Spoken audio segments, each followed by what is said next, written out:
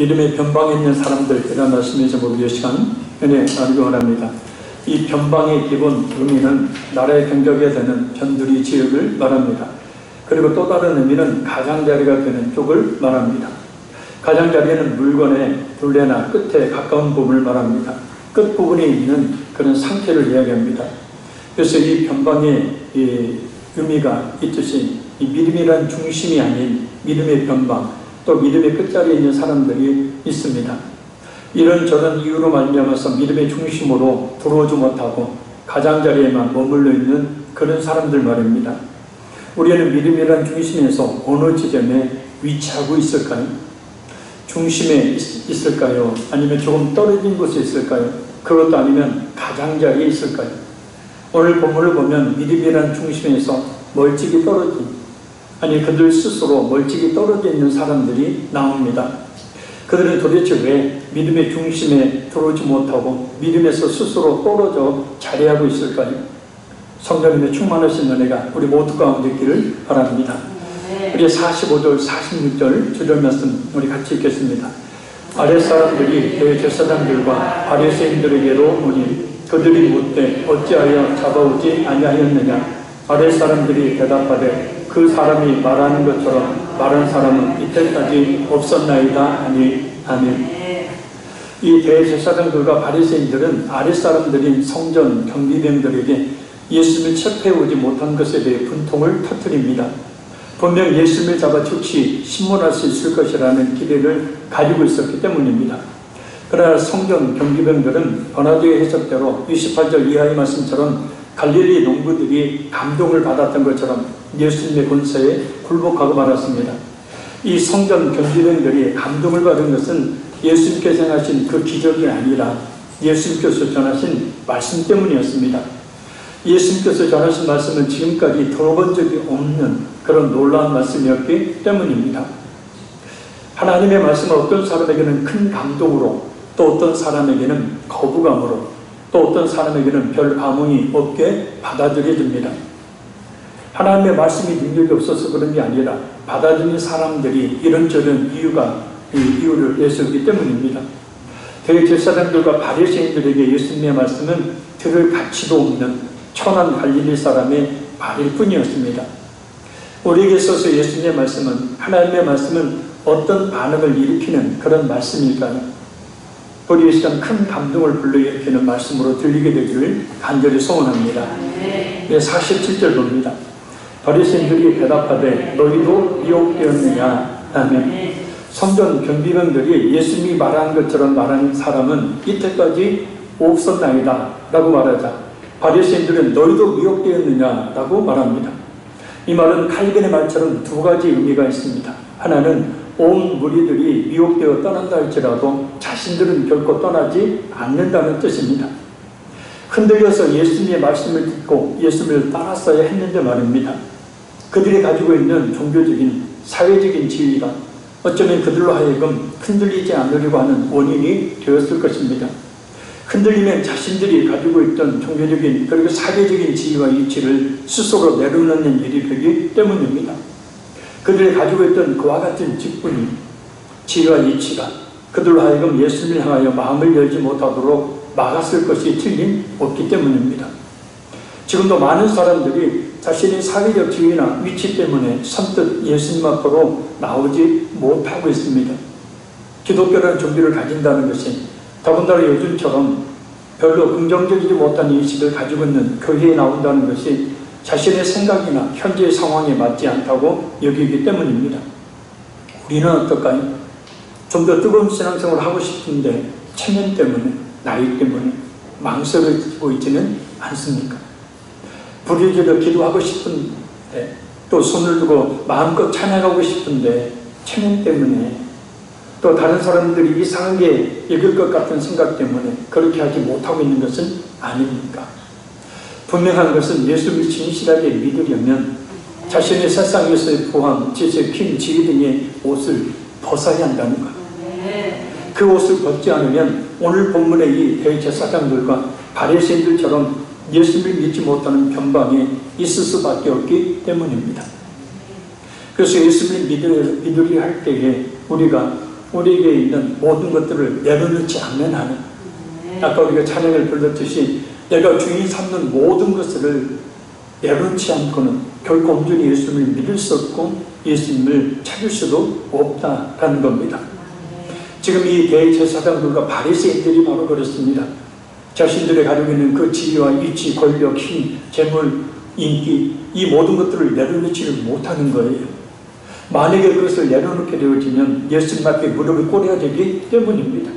그것을 결단코 내려놓을 수가 없는 거예요. 그것을 결단코 예수님이 그들에게 구주가 될 수가 없었던 겁니다.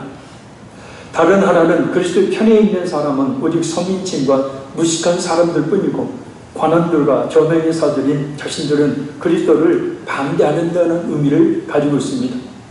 이는 칼빈의 말처럼 바리새인들이 얼마나 교만한 위치에 있었는지를 지적한 말입니다. 자신들과 같이 높은 위치에 있는 사람들은 그리스도를 반대하는 게 당연하다는 거예요. 우리 서민층과 무식한 사람들만 예수님에게 미혹된다는 뜻입니다. 예수님을 낮춰보고 있는 거예요. 무식하기 때문에 그 천한 예수님을 뜯는다는 겁니다. 지금도 종교는 마음이 약한 사람들이나 갖는 것이라는 생각을 갖는 사람들이 많습니다. 예수님을 믿는 것이 가장 지혜로운 행동인지 모르고 말입니다. 미혹이란 말은 무엇에 홀려 정신을 차리지 못함, 그리고 정신이 헷갈려서 갈팡질팡 헤맨 이런 뜻입니다. 그러니까 대제사장들과 바리새인들은 예수님께 홀려 정신을 차리지 못하게 되는 일이, 또 율법을 쫓아 구원을 받는 것인지 아니면 예수님을 위대하게 구원을 받은 것인지 헷갈려서 갈팡질팡 헤매는 일이 자신들에게는 절대 일어나서는 안 되는 일이었던 거죠. 정말 예수님에 대한 말씀을 듣고 예수님께 홀려 정신을 차리지 못하도록 믿는 게 진짜 믿음인데 말입니다. 예수님께 미치게 하는데 말입니다.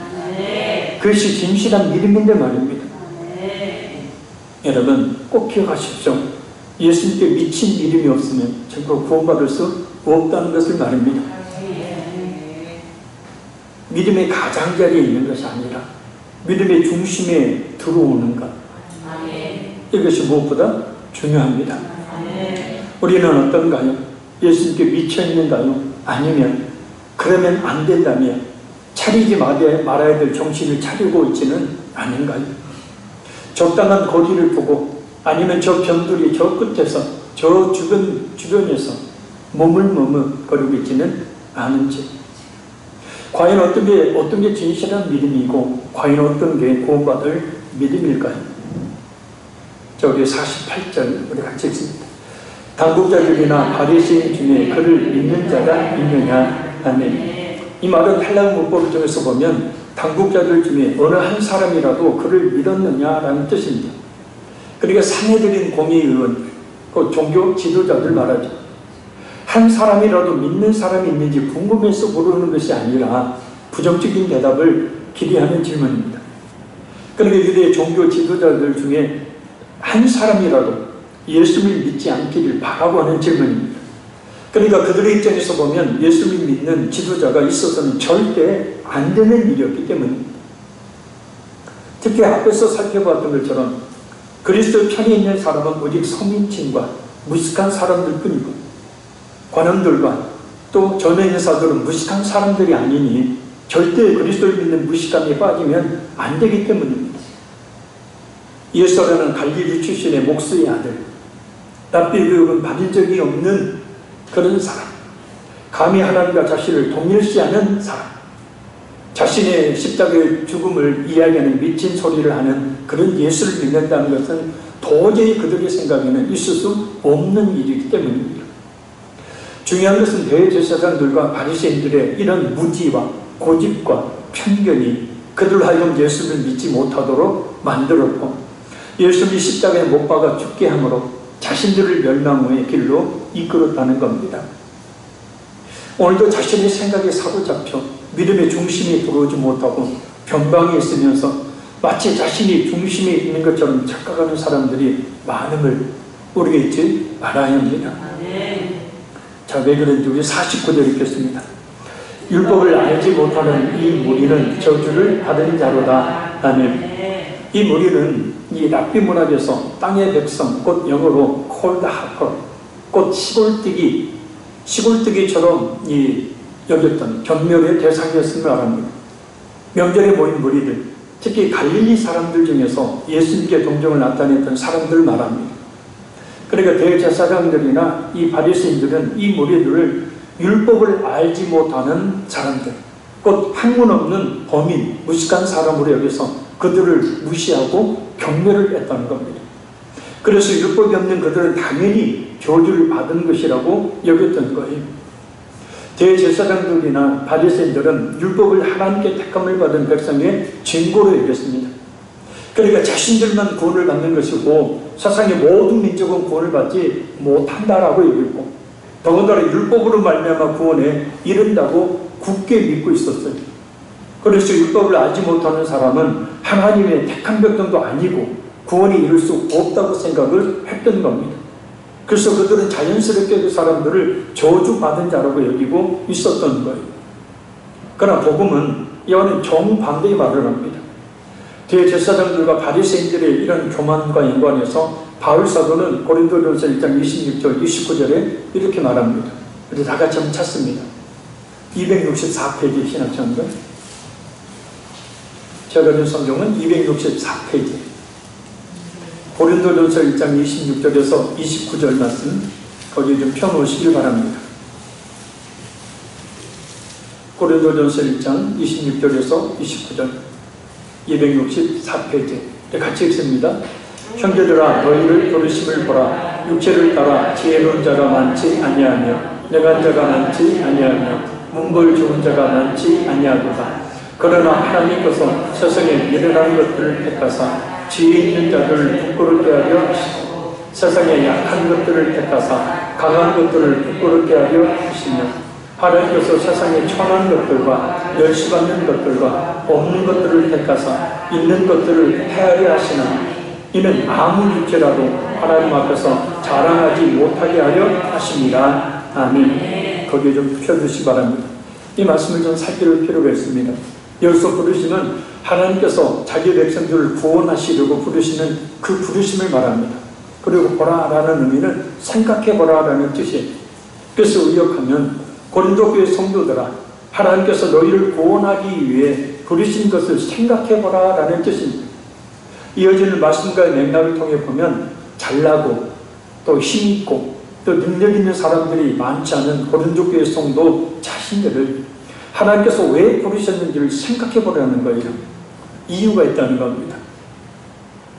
사실 우리가 구원을 받은 것은 우리의 그 어떤 잘남, 공로, 조건 때문이 아닙니다. 구원받지 못할 조건만 풍성하게 가지고 있지 구원받을 만한 아무런 조건도 가지고 있지 못하는 것이 바로 우리의 모습입니다. 바울 사도의 지적대로 이 세상에는 육체적인 조건을 따지면 잘난 사람들이 많은 것 같지만 사실은 그렇게 많지 않습니다. 육체를 따라 이 말은 하나님과 관계를 떠나서 인간의 조건 그 자체로만으로 또 세상의 관점에서라는 의미입니다.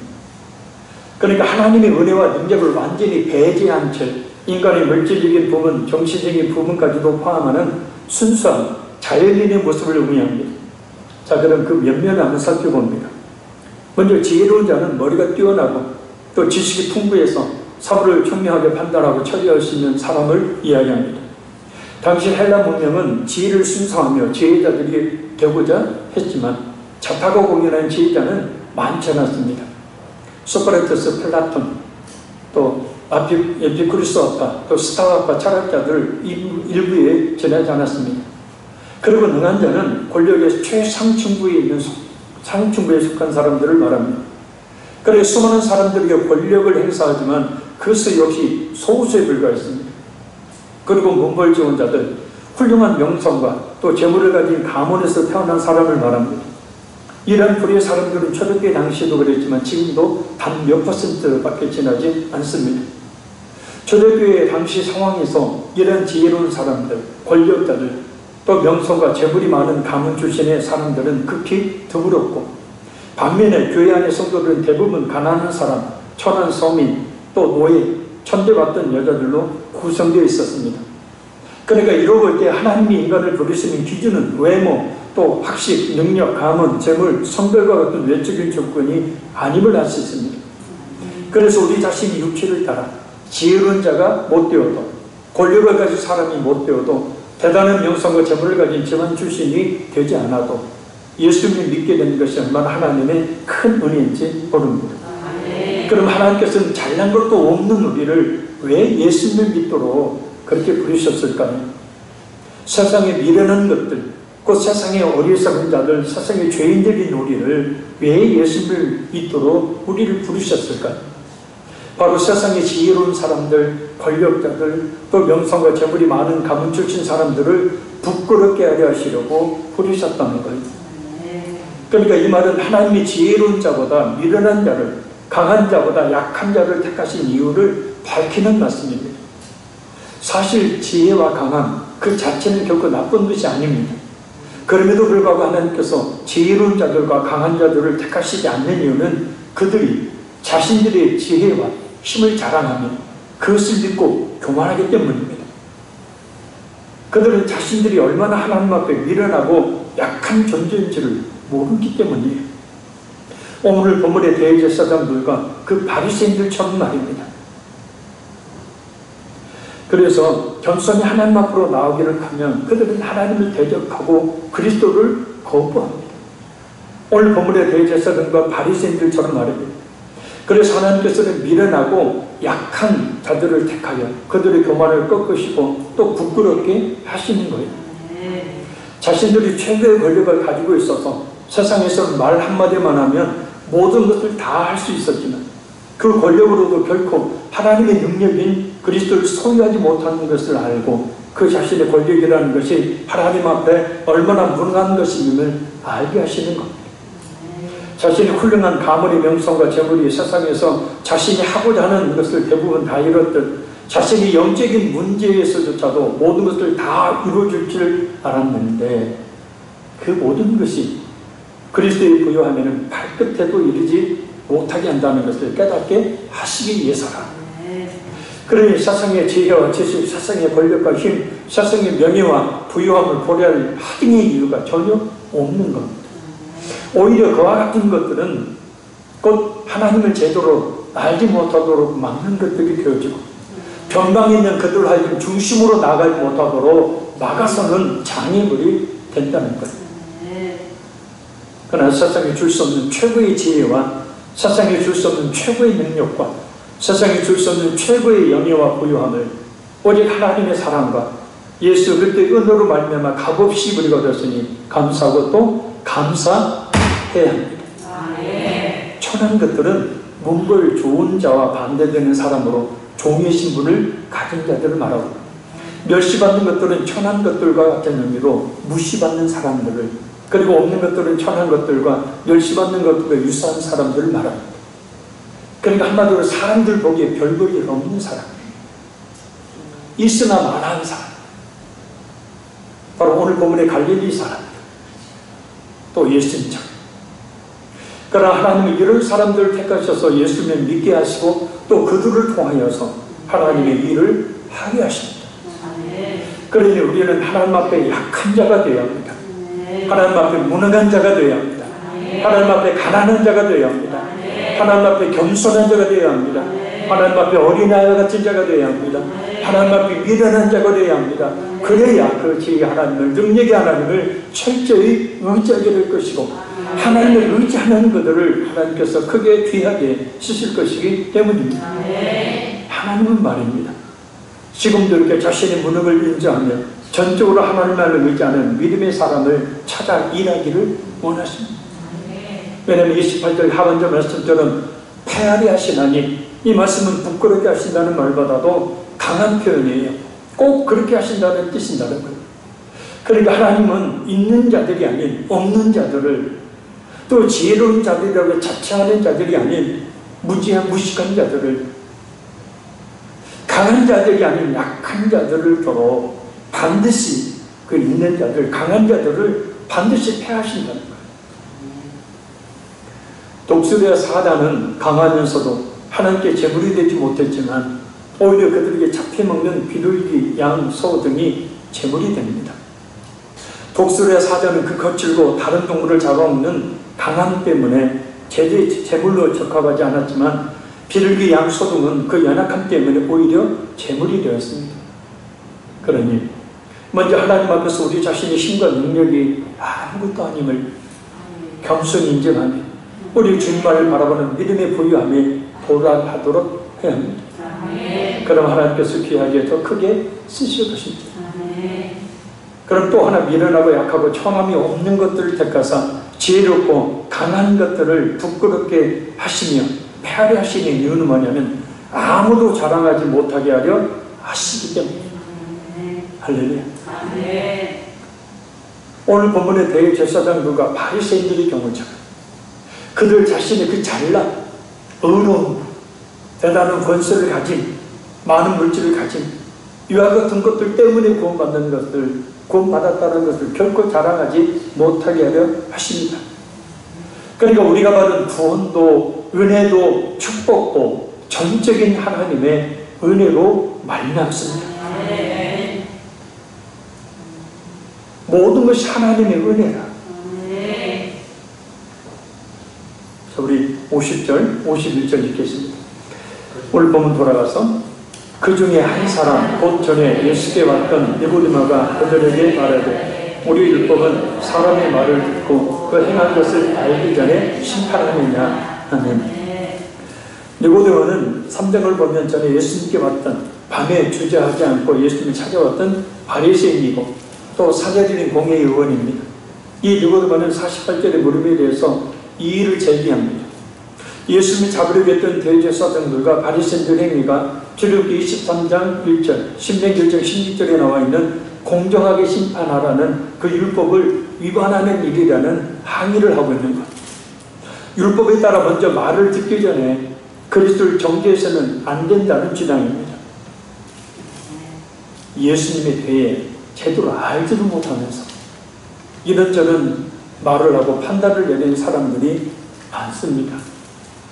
교회에 대해 제대로 알지도 못하면서 교회가 이렇쿵 저렇쿵 이런저런 말을 하는 사람들이 많습니다.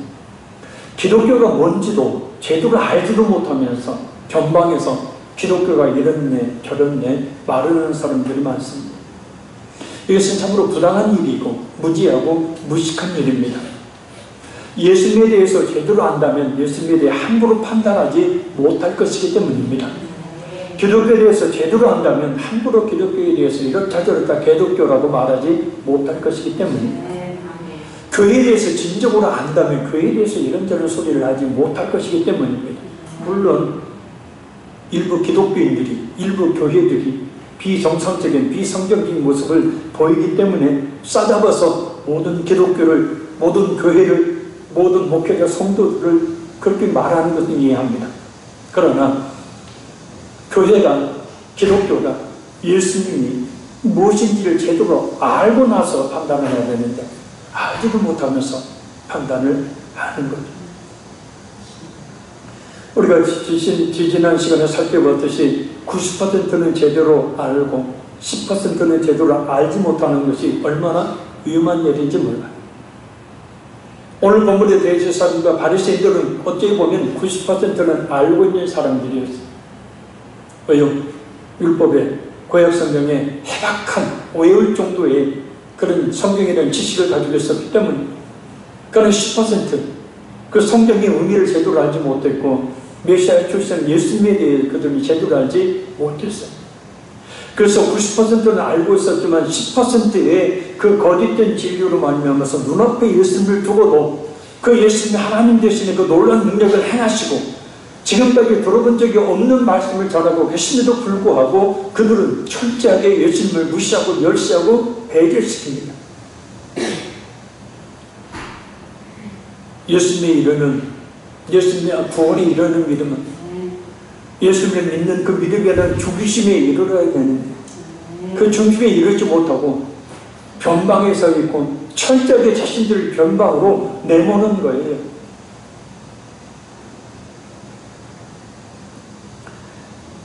예수에게 미치면 안 되는 그 정신 바짝 차려. 신앙이란 중용의 도야, 중도야. 적당히 신앙생활을 해야지. 미치면 안 돼. 이 구원받지 못한 사람의 소리지. 진짜 예수님을 만나면 미쳐버리잖아요.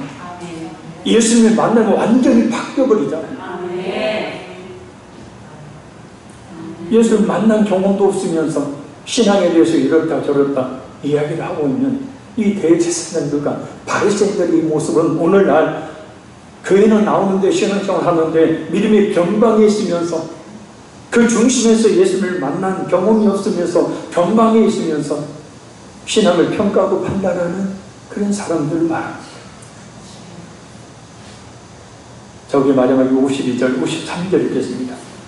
그들이 대답하여 이르되 너도 갈릴리에서 왔느냐 찾아보라. 갈릴리에서는 선지자가 나지 못하느니라 하였더라. 다 각각 집으로 돌아가고 아멘. 니고데모가 사내들인 공의의 의원이었기 때문에 니고데모가 어떤 사람이지 대제사장들과 바리새인들은 너무나 잘 알고 있었습니다. 왜요? 자신들과 함께 같이 사내들인 공의의 회원이었기 때문이에요. 그럼에도 니고데모를 향해서 너도 갈릴리에서 왔느냐라고 말해요. 이 말은 갈릴리 사람들에 대한 편견을 가지고 있었던 당시 사람들이 갈릴리 사람들을 경멸하면서 쓰는 표현입니다. 곧 니고데모를 갈릴리 사람들과 동등하게 취급했고 예수님조차도 경멸하고 있음을 말해요. 왜 그랬을까요? 갈릴리에서는 선지자가 나지 못합니다. 예수님께서 베들레헴에서 나셨어요. 그들은 분명히 예수님에 대해서 조금만 더 알려고 했더라면, 예수님에 대해서 조금이라도 더 연구를 했더라면 그 예수님이 베들레헴에 나셨다는 것, 그리고 메시아로서 1차 자격이 있다는 사실을 깨달아 알을 수 있을 텐데 그들은 일단 갈릴리 출신입니다. 갈릴리에서 복음을 증거하고 있는 그 예수님의 모습을 보고 갈릴리에서는 선지자가 날 수 없다라고 90%는 알고 있었는데 10% 예수님에 대해서 바르게 알고 있지 못했던 거예요. 요나, 호세야, 나움 이와 같은 이 소선지자들, 이 선지자들이 바로 갈릴리 출신이었고 엘리야, 엘리사, 아모스 같은 선지자도 역시 갈릴리 출신이었습니다. 그러니까 문자적으로 갈릴리에서는 많은 선지자들이 났어요. 그것만 봐도 예수님이 갈릴리에서 잘하셨지만, 갈릴리에 사역하셨지만 예수님이 선지자라는 사실을 분명히 알 수 있었을 텐데 그들은 일단은 예수님에 대한 잘못된 그런 생각으로 예수님을 배척하고 있는 것. 그 예수님이 자신들의 그 자리를 빼앗으려 간다는 어떤 생각 때문에 그 분노에 사로잡혀 예수님을 경멸하고 예수님을 무시해버립니다. 그들에게 메시아 곧 예수님에 대한 바른 성경 지식이 없었기 때문입니다. 사랑하는 성도 여러분, 신앙생활을 오래 하고 교회를 다니고 예수님에 대해서 듣고 알아요. 이것으로 끝나서는 안 됩니다. 이것은 변방에 있는 것 같아요. 중심에 들어와야 돼요. 그래서 말씀 속에 예수님을 만나야 돼요. 그래서 예수님 만남으로 말미암아 그 예수님 만난 자에게 일어나는 놀라운 회개의 역사, 변화의 역사가 일어나야 돼요. 바리새인들, 대제사장들, 예수님에 대해서 누구보다도 잘 알 수 있는 그런 조건을 가지고 있었음에도 불구하고 그들은 어찌된 일인지 예수님에 대한 올바른 지식을 갖지 못하고 그래서 예수님을 지금 배척하고 무시하고 멸시하고 있는 것. 근데 지금 마찬가지라 말씀드렸습니다. 2021년 여론조사 회사인 갤럽이 발표한 한국인의 종교 1984년에서 2021년 이 리포트에 따르면 2000년대 이전까지는 꾸준히 증가해오던 종교인의 비율이 현재는 급락하는 이른바 탈종교화 현상이 가속화되고 있다고 합니다. 2004년 54%에서 2014년에 50%, 그리고 지금 2021년 현재는 무려 40%까지 종교인 비율이 하락했습니다. 그리고 10명 중에 4명은 완전히 어떤 종교든 갖고 있지 않고 그 중에 기독교인의 비율을 따지면 한두 명 될까 말까 하다는 거예요. 우리나라에서. 특히 2021년 기준 20대의 종교인 비율은 겨우 22%. 5명 중에 4명은 종교가 없는 것으로 확인되었어요. 10명 중에 8명은 아예 종교가 없다는 거예요. 그러니까 20대 중에서 예수 믿는 사람을 뽑자면 1명도 될까 말까 한다는 거예요.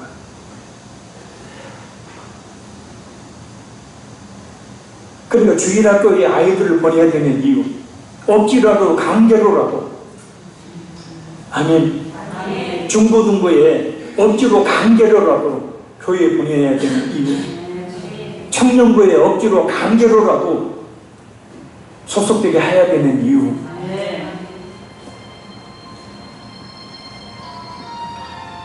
나이가 들면 들수록 예수님 앞에 나오기가 불가능합니다. 이건 통계를 통해 이렇게 나타나는 거예요. 남녀 할 것 없이 젊은 사람들 중심으로 탈종교화가 급속하게 진행되고 있습니다. 사람들이 종교를 믿지 않는 가장 큰 이유가 바로 이 54% 압도적인 일을 차지한 게 뭐냐면 관심이 없어요. 종교에 대한 관심이 없는 거예요. 그 종교 중에 기독교에 대한 관심이 없어요. 왜요? 나름대로 잘 먹고 잘 사는데 뭐 하려고 종교를 찾느냐? 뭐 하려고 교회 가는 거야? 따분하고 힘들게, 귀찮게. 내 힘으로 얼마든지 먹고 사는데 뭐 하려고 교회 가냐는 거예요. 그렇다면 사람들은 왜 점점 종교에 관심을 잃어가는 것인가? 종교가 도움이 된다는 그런 인식이 2014년에는 63%가 됐는데 2021년에는 38%로 급감했기 때문에, 한마디로 종교가 내 생활에서 중요하지 않고 우리 사회에 도움을 주지 않는다는 인식이 강해졌다는 거예요. 그러니까 종교를 가지면 이 땅에서도 뭔가 내게 유익이 있어야 되는데 종교를 가져보니 별 유익이 없다는 거예요. 기독교 내에서 하나님의 나라는 이 땅에 이루는 것이다 라는 말을 많이 합니다. 근데 그 말이 얼마나 어폐가 있는지 통계를 통해서 알 수가 있죠. 물론 이 땅에서도 하나님의 나라를 우리가 이루며 살아가야 합니다. 근데 중요한 것은 우리 전 인격의 구원이에요. 아멘. 그리고 그 구원은 예수를 믿는 믿음의 중심 안에 들어와 예수님을 만났을 때 받을 뿐만 아니라 예수님을 온전히 믿을 때 변화된 삶으로 이 사회를 변화시킬 수 있는 거지 다른 게 아니라는 거예요. 종교 가지면 뭐하냐? 내게 유익이 없다. 그래서 믿음의 변방으로 스스로를 내모는 사람들이 더욱더 많아지고 있는 겁니다. 우리는 이런 식의 흐름을 따르지 말아야 합니다. 이런 때일수록 더욱더 예수님에 대해서 바로 알고 바른 믿음을 갖기를 힘써야 합니다. 예수님을 믿어서 이 세상에 많은 축복을 받으면 뭐합니까? 그 중심 안에 들어와서 예수님을 만나지 못하면 영원한 멸망을 당하는 것입니다. 바른 믿음을 가져서 예수님께서 원하시는 그 강한 자들, 있는 자들, 지혜로운 자들 부끄럽게 하는 그런 성도들이 되어야 합니다.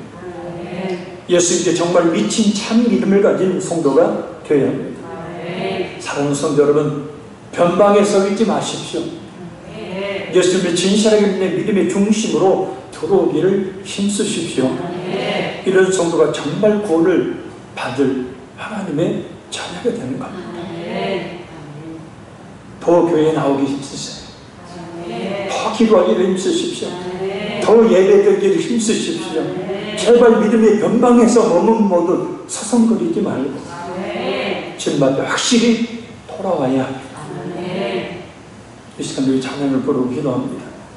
지금도 하나님을 떠나는 그 백성들은 끝까지 버리지 아니하시고 포기하지 아니하시고 기다리고 계시는, 참으시고 인내하며 기다리고 계시는 그 하나님 앞으로 주님 완전히 나갈 수 있도록 제게 그 믿음과 결단이 있게 하시고 그 중심에 있어서 우리가 이제 예수님을 확실히 만나 그 믿음으로 구원이 이루고 그 믿음으로 변화되어지며 그 믿음으로 살아갈 수 있는 은혜 허락하여 주시라.